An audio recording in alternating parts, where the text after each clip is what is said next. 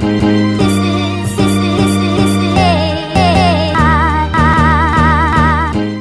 welcome back. Thank you for tuning in. Thank you for taking time to learn something new or learn a new way of seeing something, or just some extra talking points for when you're talking about the particular subject we're talking about today. You just might learn something new. So thank you for tuning in.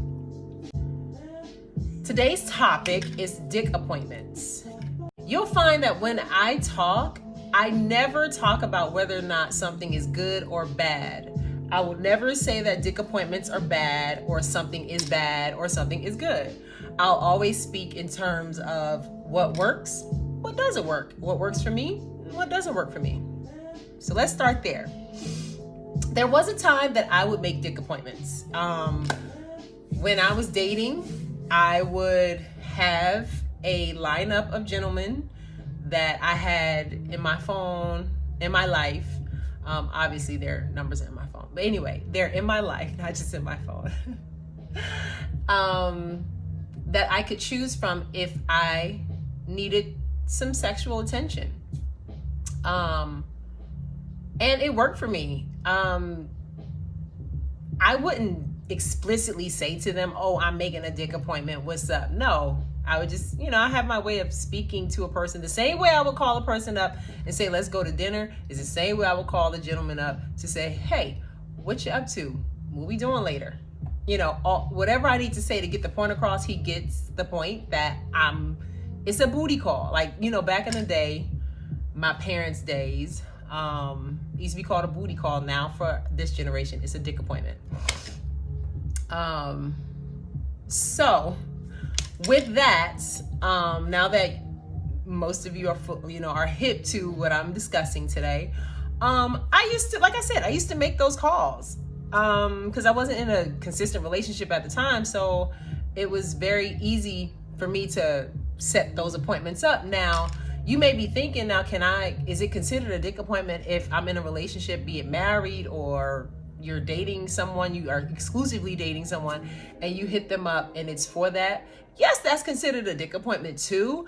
But in the single world, welcome to my world, in the single world, a Dck Appointment is typically with your friend that has benefits. And it's just casual sex. All right. So there's that. The reason why I stopped doing and participating in casual sexual encounters, I just didn't have it in me anymore. I just outgrew it. I didn't go on a mad campaign and say, oh, sisters, you're worthy, you deserve more. Girl, you deserve all that good dick, okay? So if you are out there and you are getting it popping and you're okay with that, rock yourself out. The only person that needs to, that needs to be telling you where you can lay and where you cannot or should not lay is yourself. So I know your friends mean well. My friends meant well, but they were like, oh, leave that man alone. He wasting your time. Know your self-worth, girl. Like, that stuff is true. But you got needs. And I've been there where I'm just like, I hear y'all and I'm on the phone with my friends and they all like, girl, leave him alone. And I know when I get off the phone with them, I'm finna call this man. Because at that time, I was okay with just the appointment. Now, there came a time where I started wanting more. I wanted more time with the man. I wanted attention. I wanted dates. I wanted trips and all the things. Then when I started wanting more, I started dealing with men who wanted more too. The thing about the Dck Appointment situation, friends with benefits, booty calls, all of that whole lifestyle, is that you have to be very, very, as a female, I know for me, let me back up because I can't speak for other people and I'm not even gonna try to preach to you. I'm gonna tell you my story. For me, I can't do that friends with benefit thing long enough, for long anymore. I used to be able to do it. Now I'm like, everything is all in one. When I start sleeping with a person, my heart gets involved. I get attached immediately. So there is no compartment in my mind where I can put this man and say, oh, we just friends with benefits. I used to be able to do that. I can't do it anymore. My emotions won't allow it. So that's when the debate of, can a woman do what a man can do? Like men, there's historical assumptions and narratives that say that a man can do things sexually because he's biologically wired to be this hungry sexual beast, who can't be tamed. There's a narrative for that, and he can do this emotionless. Yeah, emotionless, like without any strings attached. But a woman is wired to get emotional, and then we hear the one line, statements from be it therapists, pastors, or your parents who say, just so you know, don't be sleeping around girls because women have sex to get love and men have sex to get laid. All those things, which there is some truth to that. And you can't get away from it. There is a history. There are statistics that show that women tend to fall in love with sex more so than men. Now, it's not to say that it doesn't happen to a man. A man gets attached to some good sex too. Yeah, it's possible to walk into a situation where both of you have signed up to be casual partners and one falls, and sometimes it's the guy. Sometimes the guy has fallen for me. I have been in situations where I was like, I just want to sleep with you and have you handle my adult needs. Are you okay with that? He's like, yeah, sure, I can deal with that. But a few months into it, I could tell he's getting attached, and I had no feelings there. So these things do happen, guys. It's not a girl thing. It's not a woman thing that women get attached to good sex. Men go there too. So yeah, it's something that I don't do anymore. It's not a good practice for where I am in my life now. Which is why if you ever come to me and you hit me up and you're a girlfriend of mine or an acquaintance, whatever, or if you're looking for advice, be it, is this guy into me, or something about his energy or us feels confusing, there's something about you and the guy that you're seeing, or you and the woman that you're seeing, whatever the case may be. If it feels confusing or you feel anxious, that's your answer. Like, because you're wondering, should I be making this appointment? Should I be dealing with this guy? Those little nudges and those little feelings and question marks, they're there for a reason. You're not overthinking. You might be overthinking. Yes, you're overthinking. Yeah, between you and I. It'd be our little secret. Yes, you're overthinking. But what you need to narrow down is, what is this feeling that I'm having? And if it doesn't feel good, if you don't feel sure, if you don't feel certain, and you don't feel okay, then there's your answer. You don't need to be involved in that. Now, it would be cool to take some time, like what I do when I'm bothered by something and we're involved and somebody triggers me in some way. I take a step back and I evaluate. I go, okay, why is this person triggering me? Why is this situation sounding off alarms of anxiety inside me? Like, what's happening here? So when I sit for a while and I meditate, contemplate, pray about it too, I go, listen, what is going on here? Why is this unsettled inside me? And the answers will come. They'll come. You just have to be calm enough, which is where meditation comes in, calm enough to see the answers float to you in life. Like, oh, okay. Be it a thought, a memory, a past situation. You'll be just driving one day and you'll start thinking about something that happened in grade school. And that grade school story and something that happened to you in elementary school is the lining into possibly is the what do you call it? It's the link. Oh, there we go. Phew.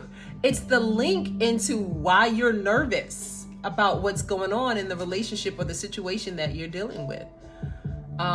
So listen to those stories. Pay attention when you have dreams at night. these answers come to you all the time. You don't have to get into the group chat with the homegirls and start showing screenshots of you and homeboy.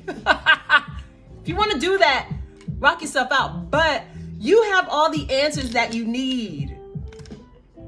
You really do. You just have to ask, and then sometimes the answers come to you through therapists. Sometimes they come to you through songs, through your writing. You start journaling.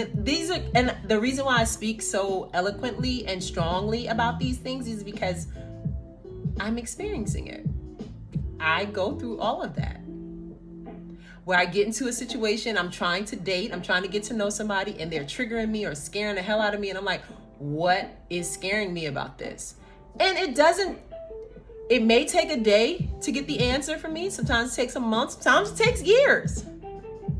But I'm patient enough to know at some point I'm going to get my answer to what's going on. What's this anxiety? What is it? Okay, we've acknowledged that there is an emotion called anxiety, but then what are these other feelings? What's causing the anxiety? This is all, at the end of the day, a conversation about healing. I know I started off at Dck Appointments, and that's a relevant discussion, but it's all connected to my elevation in life. Like, am I growing at the end of the day? Am I healing? So at the time when I was accepting making Dck Appointments and having casual encounters and things like that, I was okay with that at that time. But then I had to progress. It's like, okay, that's not enough. That little appointment is not enough for me. I want more. Progress. Not to say that one level is better than the other. It's just different for me now. That was a great time, and I had a ball moving casually like that. I don't regret anything. It's just that I want something different now. You can put it on a scale and say one is better than the other. That's your business. I don't think one is better than the other. I don't think women, specifically because I'm speaking to women now, because we have been taught we can't be out here moving however we want to move. History has taught us, if you've grown up in a church like I did, church taught me you got to be hallelujah, Proverbs 31 woman, and women that if that resonates with you, be led into that. But there was a time where I quieted that internal messaging with me. That message that said, you gotta be a well-kept, quiet woman, wait for your man, wait for your husband, all of that. I quieted that down because I found that it was repressive. I wasn't being myself. I am a very, very sensual, passionate, artsy woman who likes to live a very colorful and seductive life, an erotic life. So I put my energy and all that passion into everything that I do. So if you're trying to quiet that down, you're quieting me. That religion and your personality, that's a whole nother story for another day, especially when it comes to me, because that is a very, very real thing for me, wherein religion repressed a lot of who I am. Part that'll come later. It's a later video. But anyway, thank you for tuning in to my rant. Today was a bit of a rant. I was all over the place. But if you got something out of it, like it, comment, let's talk. You want to have a conversation, let's groove. But I appreciate you tuning in. I appreciate you taking time. This is a 15-minute video. Again, I highly recommend you taking out some tea, coffee, playing my videos in the morning, playing it in a car on your commute somewhere, so that we can jazz a little bit. So jazz isn't talk. That's my little creative way of saying communicate. You all be blessed. It was good to get this out of my system. Thank you for listening. Take care out there. Peace.